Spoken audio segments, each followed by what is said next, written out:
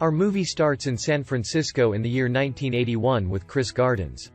He invented a mobile bone density detector and spent his entire life savings on it. He tries to market and sell it in different ways, but it's hard to sell because it's so expensive. Which is why he had a lot of problems with his wife Linda, the person who works all day to help pay the bills. He once saw the dream car and asked the owner how he could get one like it. He told him that I work as a stockbroker in his reply. Chris decided to send his resume to Dean Witter Company in hopes that the company would hire him. He tried to talk to Mr. Toyson, the company's human resources manager, and even took a taxi with him to do so. Mr. Toyson was trying to solve the Rubik's Cube, which no one could do in less than 30 minutes. Luckily, Chris took the cube from him and solved it while they were talking. This is why Mr. Toyson cares about his CV when the company has a job opening. Chris admitted with his wife that his meeting with our manager kept him from picking up his son from the nursery on time. His wife was very angry with him, so she left the house with their son. While all of this was going on, he got a call from Dean Witter Company telling him they had an interview with him.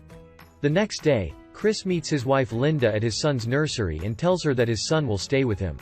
He takes his son home, and because he hasn't paid the rent on time, the tenant fights with him and tells him to pay or leave. Chris makes a deal with him that he will wait for him for a while if he paints the whole apartment.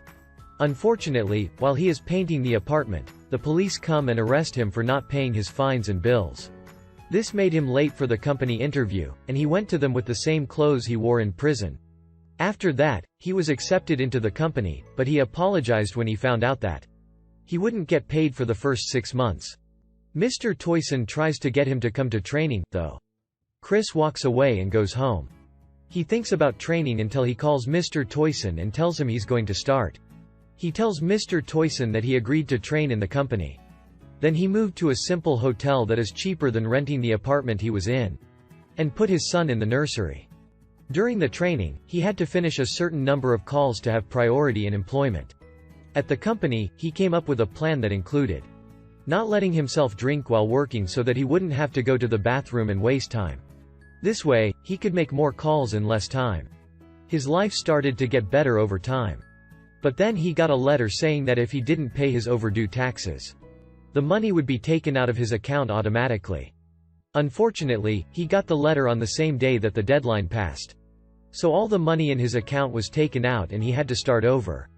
He tries to sell anything, and when he gets back to the hotel after a long day, he finds that the owner has kicked him out and thrown his things out the door because he didn't pay the rent. He goes to the metro station with his son because he doesn't know where to go.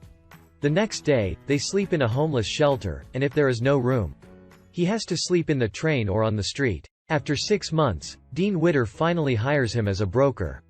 And Christopher Gardens is happy for the first time in a long time.